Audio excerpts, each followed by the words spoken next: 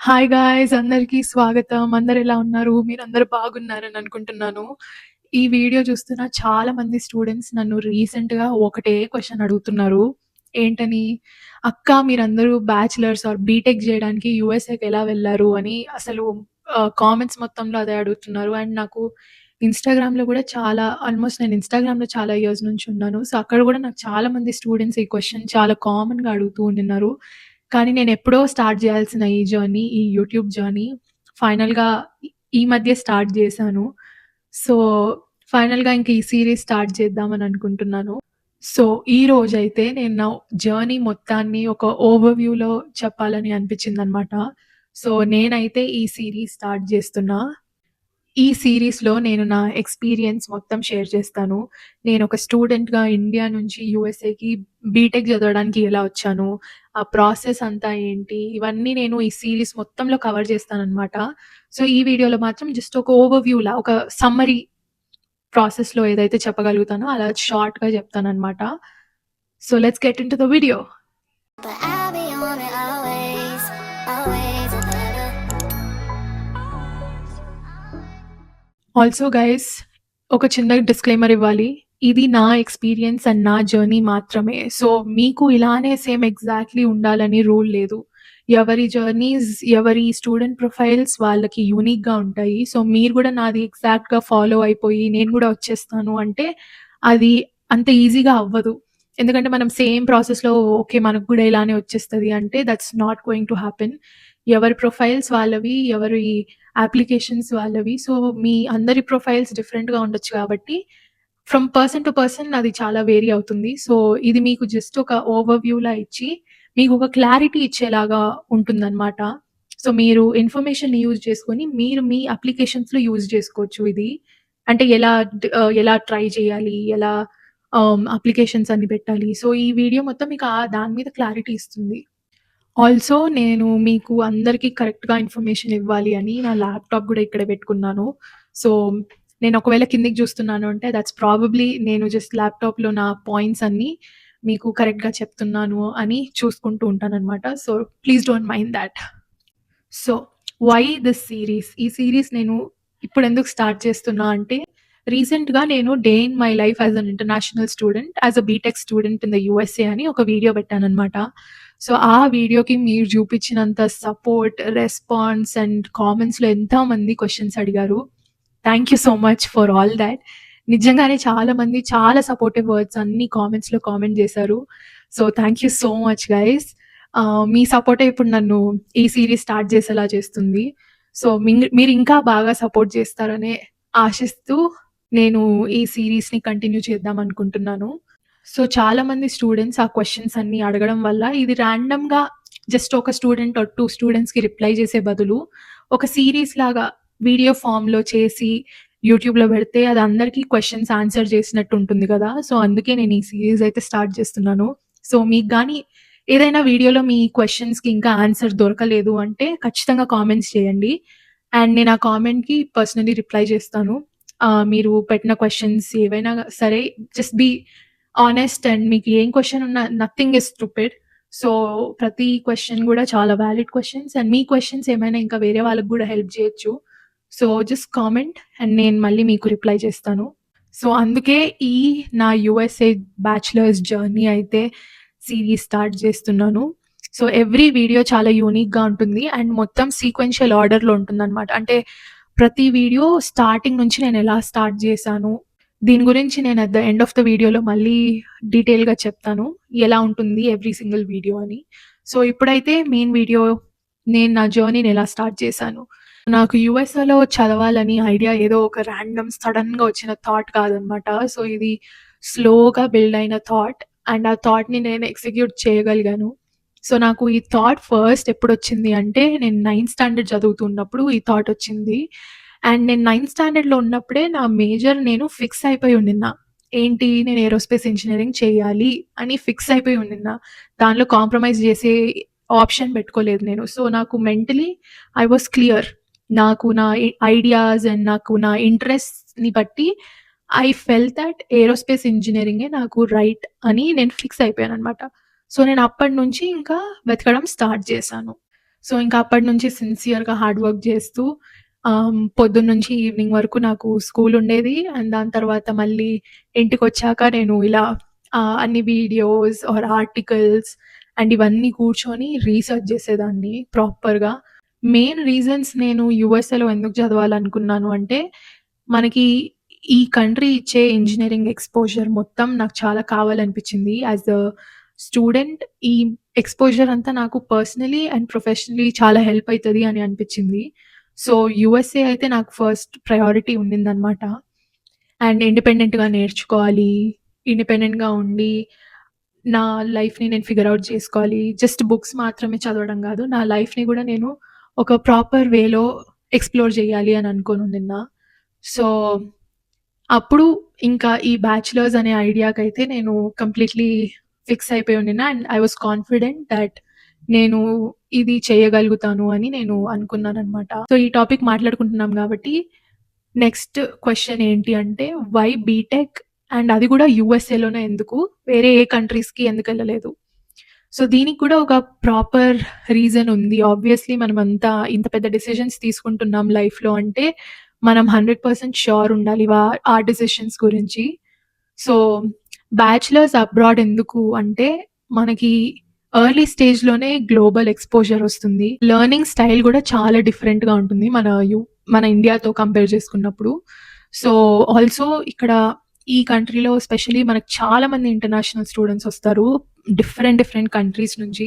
So, మీరు just US students లోకల్స్‌తో మాత్రమే చదవరు. మీరు గ్లోబల్లీ స్టూడెంట్స్ ఎక్కడ ఏ కంట్రీ నుంచి వస్తున్నారో మొత్తం క్లాస్‌లో ఇట్స్ లైక్ ఎంత డిఫరెంట్‌గా ఉంటుంది అంటే కల్చర్ గానీ, ఎవ్రీథింగ్. సో, మీరు different kind of students from different కంట్రీస్‌తో కలిసి మీరు చదువుతారు. సో, ఆ పర్స్పెక్టివ్స్ అన్నీ మీకు చాలా ఇంపార్టెంట్. ఎందుకంటే ఒక్కొక్క స్టూడెంట్ దగ్గర ఒక్కొక్కటి యూనిక్ పర్స్పెక్టివ్ ఉంటుంది.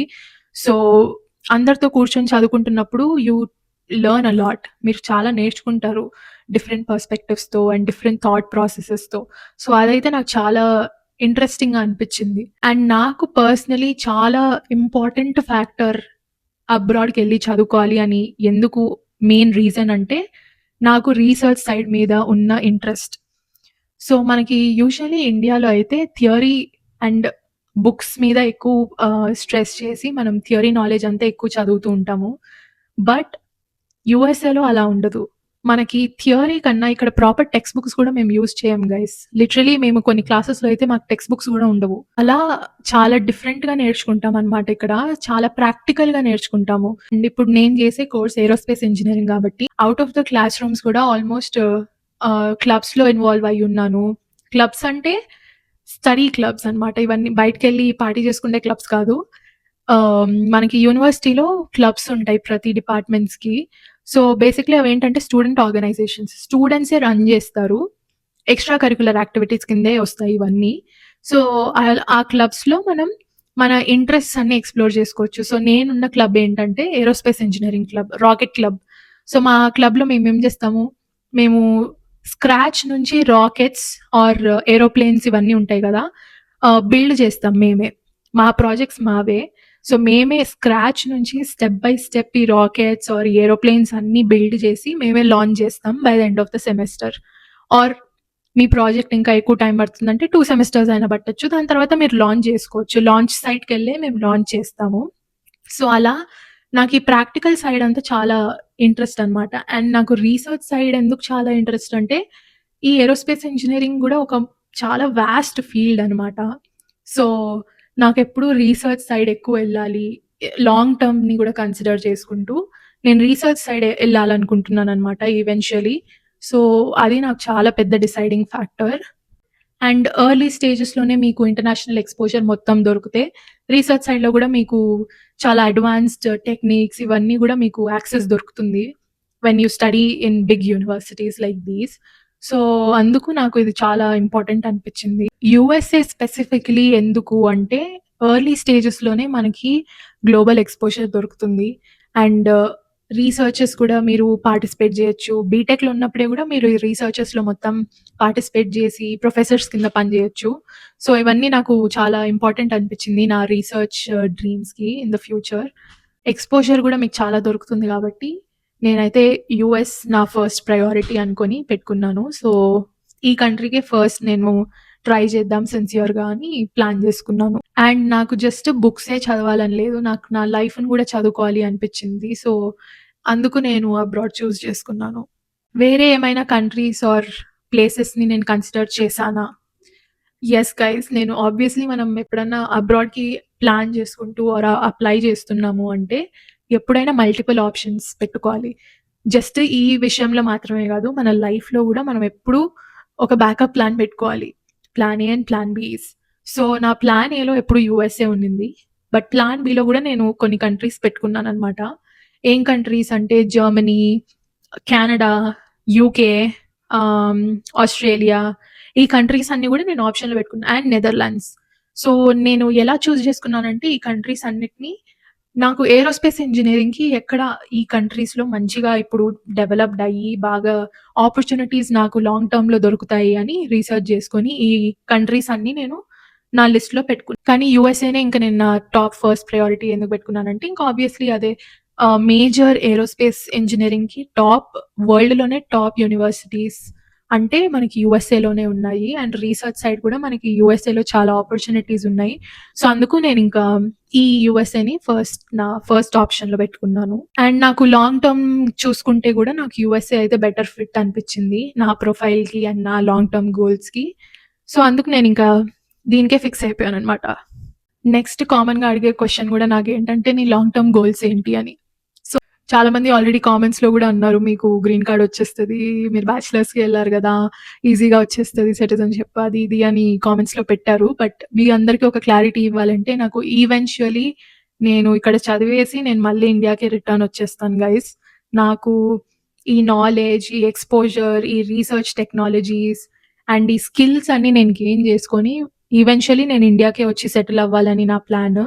So, yeah! నేనైతే అన్నీ ఇక్కడ గ్యాదర్ చేసుకొని, నా స్కిల్స్‌ని ఇంప్రూవ్ చేసుకొని, ఇవన్నీ మళ్ళీ వచ్చి మనకి ఇండియాలో ఇంప్లిమెంట్ చేయాలనేదే నా ప్లాన్. నేనిక్కడికొచ్చింది ఏదో సెటిల్ అయిపోదాము, గ్రీన్ కార్డ్స్ తెచ్చేసుకుందాము అనే ఇంటెన్షన్‌తో నేను రాలేదు. నేను బాగా ప్లాన్ చేసుకొని, నా ఫ్యూచర్‌ని నేను చాలా ప్లాన్ చేసుకుంటాను. సో, ఇది కూడా it was there in my whole planning. ఇది కూడా నేనింకా ఇక్కడ నేను స్కిల్స్ ఇది చదువంతా అయిపోజేసుకొని, ఇండియాకొచ్చి, ఇండియాలో ఇంప్లిమెంట్ చేసి, ఇండియాలోనే సెటిల్ అవుతాను. So, yeah! That's the plan. నా లాంగ్ టర్మ్ గోల్స్ అవి. అండ్ నా ఫ్యూచర్ గోల్స్. సో, ఫ్యూచర్ గోల్స్‌లో అంటే యెస్ గైస్ ఇప్పటికైతే ఫస్ట్ నా బీటెక్ డిగ్రీ తెచ్చుకోవాలి. బీటెక్ ఫినిష్ జేసుకోవాలి. బట్ ఫ్యూచర్‌లో అయితే నాకు ఇంకా పీహెచ్‌డీ ప్లాన్స్ ఉన్నాయి. సో, నేను ఖచ్చితంగా వెంటనే చేయకపోయినా గానీ, ఖచ్చితంగా పీహెచ్‌డీ అయితే చేస్తాను. ఎందుకంటే నాకు రీసెర్చ్ మీద చాలా ఇంట్రెస్ట్ అని చెప్పాను గదా! సో, నేను రీసెర్చ్ సైడ్ గూడా వెళ్ళాలి గాబట్టి, నాకు పీహెచ్‌డీ డిగ్రీ ఉంటే చాలా హెల్ప్ అవుతుంది.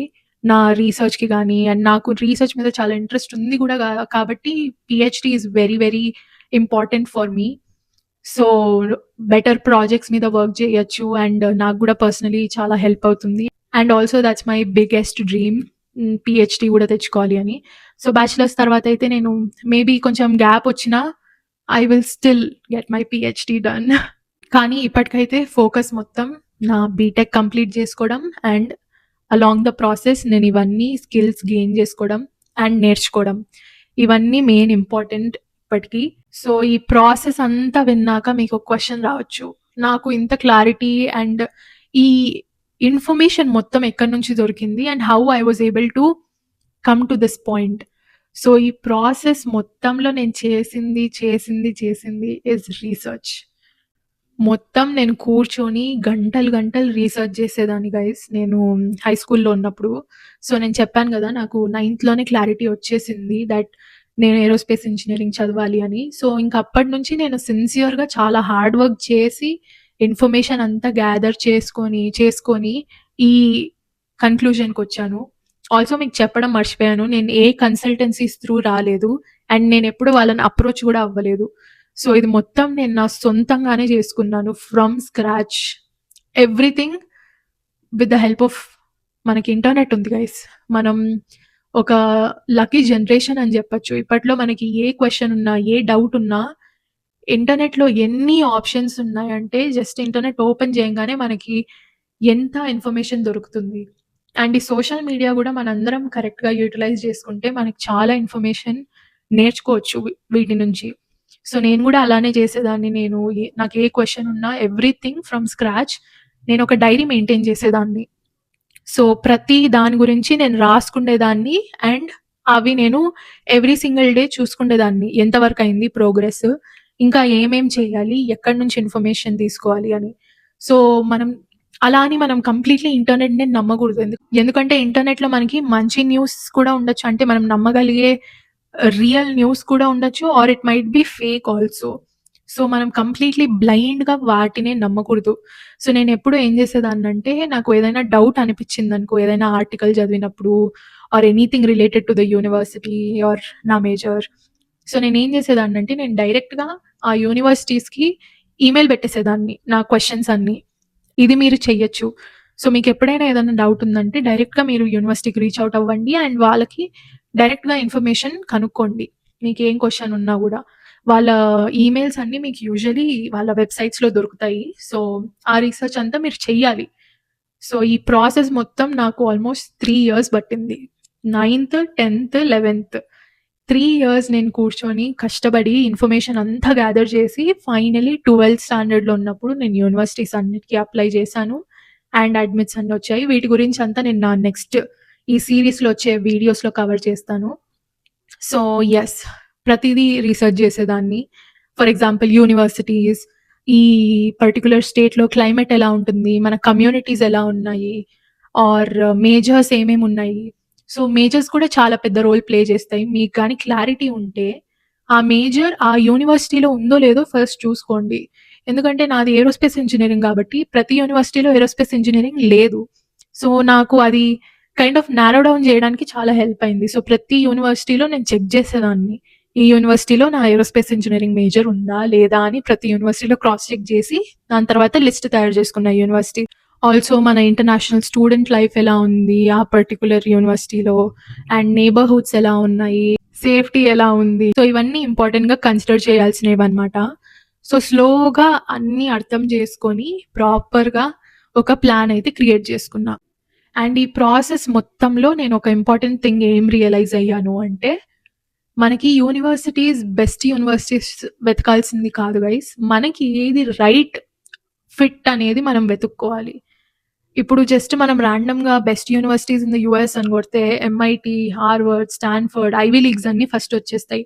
బట్ అవి మీకు కరెక్ట్ ఫిట్టా అనేది క్వెషన్. సో, మీకు పర్సనల్‌గా మీ గ్రోత్‌కి హెల్ప్ అవుతుందా? అక్కడ ప్రొఫెసర్స్ ఎలా ఉన్నారు? ప్రొఫెసర్స్ ఎలాంటి రీసెర్చెస్ కండక్ట్ చేస్తున్నారు? మీకెలా ఆ యూనివర్సిటీ హెల్ప్ అవ్వడానికి గ్రో అవుతుంది? ఇట్లాంటివన్నీ చాలా కన్సిడర్ చేయాల్సిన ఫ్యాక్టర్స్ ఉన్నాయి. సో, మీకు ఏదైతే రైట్ ఫిట్టో అది వెతుక్కోండి. ర్యాంకింగ్స్‌ని బట్టి మీరు వెతుక్కోవద్దు. మీకేది కరెక్ట్ రైట్ ఫిట్ అనిపిస్తుందో వాటిని బట్టి మీరు మీ లిస్ట్‌ని తయారు చేసుకోండి. ఆల్సో మీకొక చిన్న క్లారిటీ ఇవ్వాలి. నేను నా exact grades or financial details, ఆ డాక్యుమెంట్స్ అన్నీ మీకు షేర్ చేయలేను ఫర్ ఆబ్వియస్ రీజన్స్. బట్ మీకు డెసిషన్ మేకింగ్, మైండ్‌సెట్, ఛాలెంజెస్ ఇవన్నీ క్లియర్‌గా ఎక్స్‌ప్లెయిన్ చేస్తాను. అండ్ హానెస్ట్‌గా చెప్తాను.